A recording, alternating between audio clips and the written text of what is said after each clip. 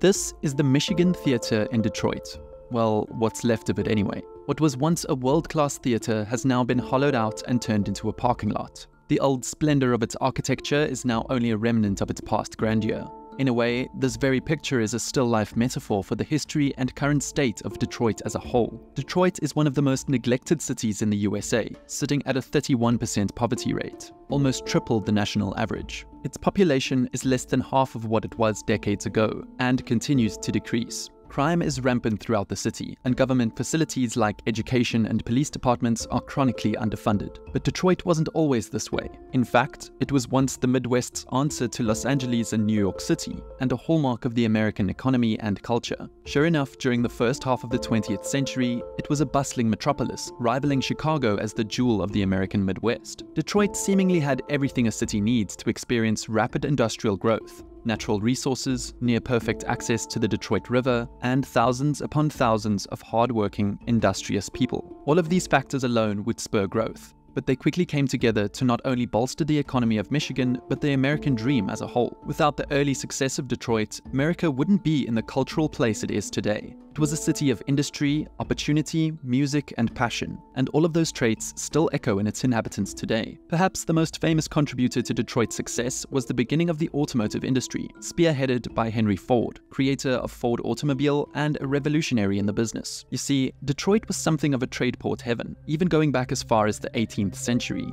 Under French rule, it developed as the most important French city between Montreal and New Orleans, courtesy of its nearby presence to the Detroit River, Canada, and the Great Lakes. Not only this, but the area as a whole held lots of open land initially used for farming, but in the 20th century, they became the perfect venue to construct factories on. All of these prospects made it the perfect birthplace for the automobile. In 1896, Henry Ford test drove his first prototype through the streets of Detroit, leaving what would become history along that very route. After that, the automotive bug was full of life in Detroit. Within the city came the start of not only the Ford Motor Company, but also Chrysler and General Motors.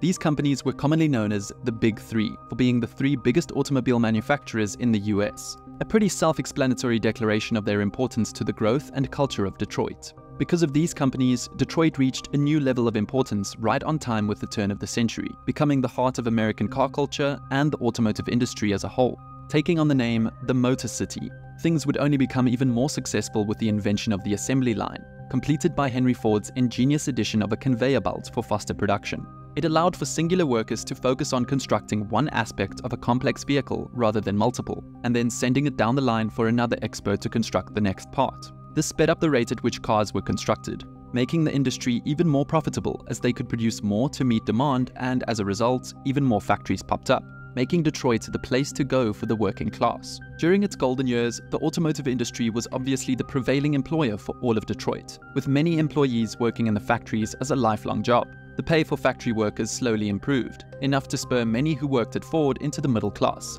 further allowing for a flourishing capitalist economy. Detroit's influence on American culture would only grow more apparent during World War II. Due to its wide array of assembly line factories, Detroit was the epicenter of mass production for American fighter jets, tanks, trucks, and everything else that moved. Famously, these assembly lines turned military suppliers were able to create one B-24 fighter jet every hour at its height. With just 2% of the US population, it was producing 10% of the materials necessary for war in total. Detroit's efficiency and importance to the war effort earned it the nickname the Arsenal of Democracy. During this golden era, the city of Detroit was actually compared to that of Paris, boasting many picturesque mansions and parkways that took influence from it. Not only was it a bustling city, it was one that brimmed with life and promise. Many from across the world came to Detroit to become a part of its burgeoning economy and factory culture. The success of Detroit's economy, of course, sprawled out into surrounding areas. As more people came, the city naturally expanded. By 1920, Detroit had become the fourth largest city in the country. You can see the rapid growth of Detroit's population here, with its peak coming in 1950 at around 1.85 million people. And with that many people, there needed to be ample infrastructure to house them. That, of course, created more jobs and improved the economy further. As the US entered a second boom during the late 50s with an eager population and plenty of time-tested infrastructure, it would seem almost impossible for Detroit to fail. And yet, this period starting from the 1950s, known as the Golden Age of Capitalism, would instead begin to mark the end of the growth of Detroit, slowly but surely beginning its snowball into what it is today. Detroit slowly bled out in almost every way a city can. People, job opportunities, and monetary flow all trickled out of the city, slowly but surely. But why is that? Why would a city essentially on top of the world begin to falter, especially during the golden age of capitalism, as they say? Well, there are many reasons for this, many of them interconnected, but there are a few key ones that can take center stage. The first would be the issue of suburbanization. After the war, and with increased national income and population, many Americans began to spread away from the city centers and into smaller townships where they could afford to buy homes. Now, this happened across the entire country, but perhaps none of them worse than Detroit's. This was exacerbated by two things though, with the biggest one being the increasing civil rights motivated riots throughout the 50s and 60s, making the city full of violence and tension. The first to leave were its wealthiest groups, which left a paper trail for everyone else to follow.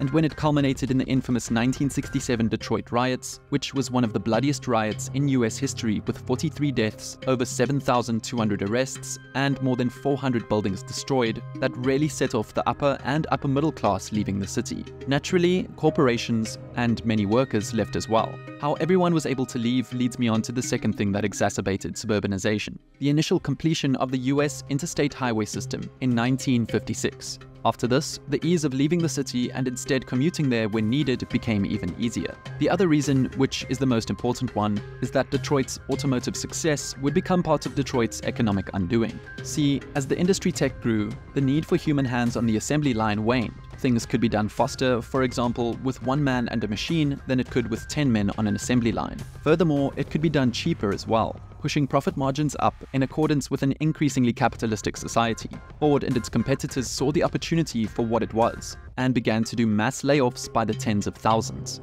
many of whom were the middle-class workers of Detroit. The effect of these layoffs were very debilitating to the general economic security of Detroit. Older manufacturing plants reached the end of their usefulness, and the city made no plans to accommodate modern replacements. The city had come into its own based solely around the success of its automotive industry, so anytime its influence waned, so did the people of Detroit. Compounding things further was competition overseas emerging in the 1970s, particularly in a newly reconstructed Japan, where high-quality cars could be made quickly courtesy of a technologically progressive society.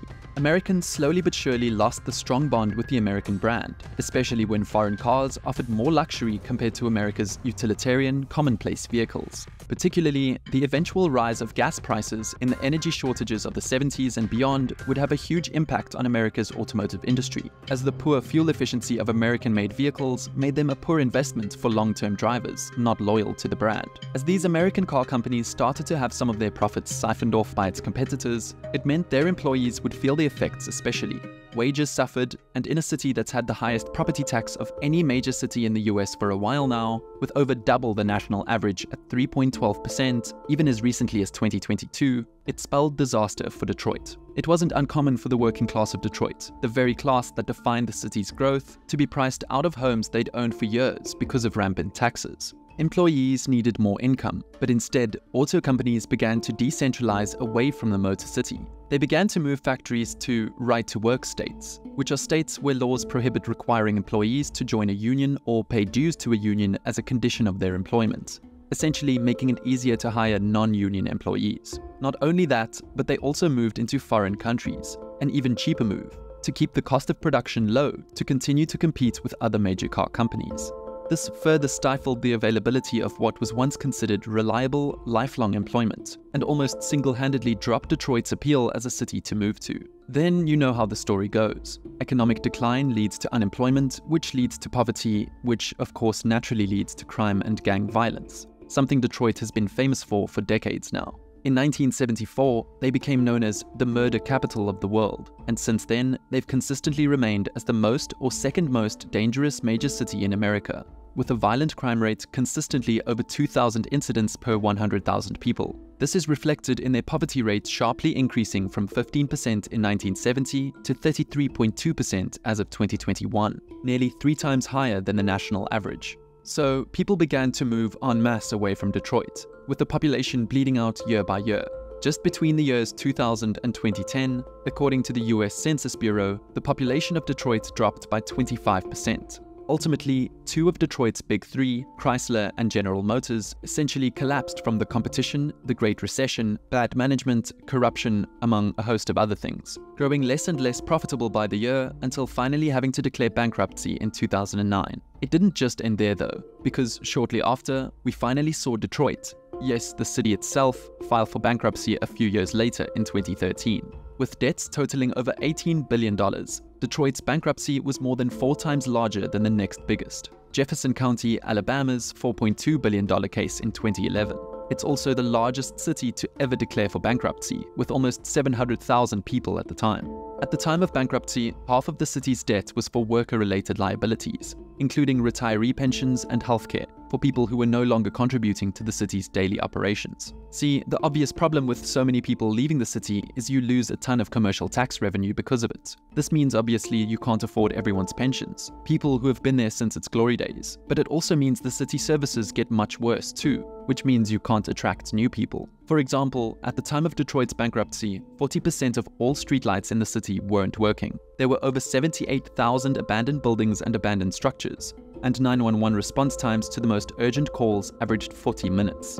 It's sort of still like this too. Everything is relatively underfunded. The schools, infrastructure, police, which of course leads to more crime, which means you can't expect families to move and raise a family there. Now, Detroit's been trying to increase their own revenue to make up for businesses and people leaving for decades. Services like schools, firefighters, and police are essential for running a city. So, like them or not, they have to function at a competent level. But without getting money from a flourishing economy, Detroit had to find other ways to acquire revenue. That of course came from the influx of yet more taxes. There was a new income tax in 1962, a utility tax in 1971, and a casino tax established in 1999. And yet, nothing has really changed. Whether the money hole is now too big to fill or misused by corrupt public officials, all it really did was leave many to question where their tax dollars were even going, and more alarmingly, made many wonder why stay and get heavily taxed to live in such a rundown city, when the suburban cities nearby such as Ann Arbor offer better quality of life.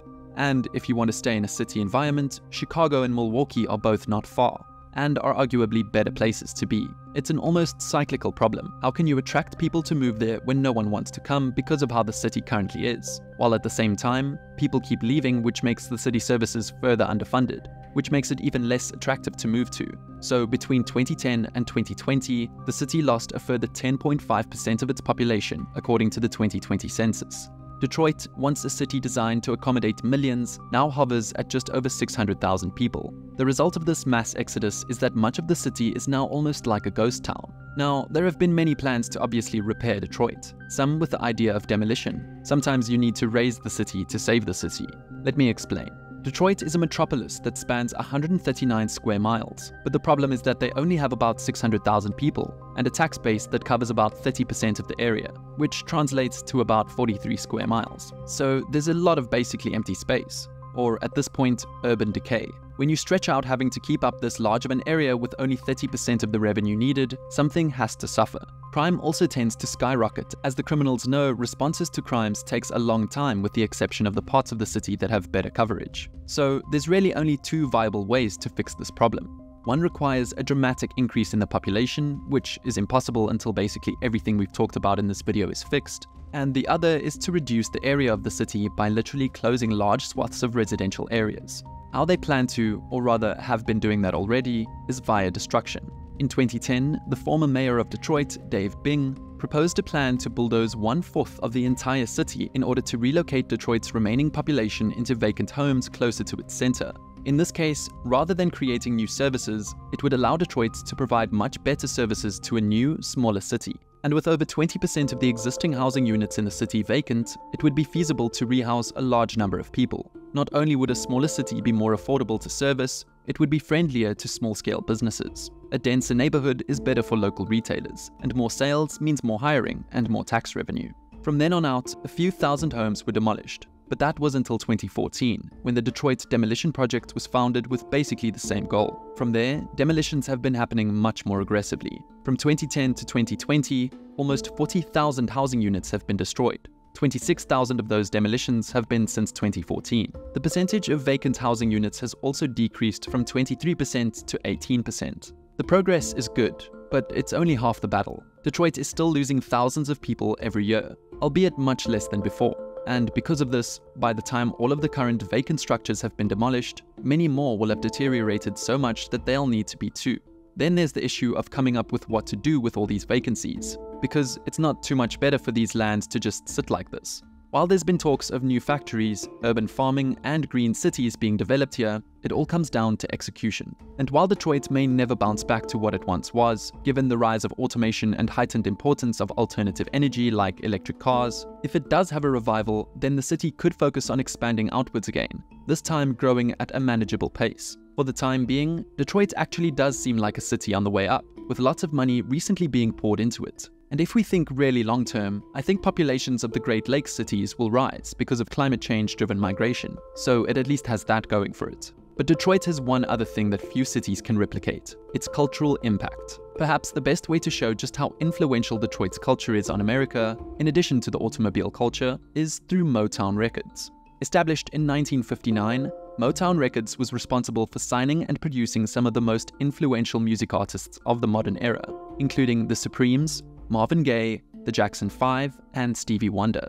Even now, these artists' very names carry a musical prestige, not only across America, but worldwide. Throughout Detroit's history, the importance of their economy and exports has been stressed, but the heart of the city still beats strong, that being the loyal people that still live there. Many that still reside in Detroit have made the choice to remain there, through thick and thin. They stay to support their city from the ground up. Though it faces hardship after hardship, the people who have remained loyal to their homes may finally see the city bloom again one day. Thank you for watching.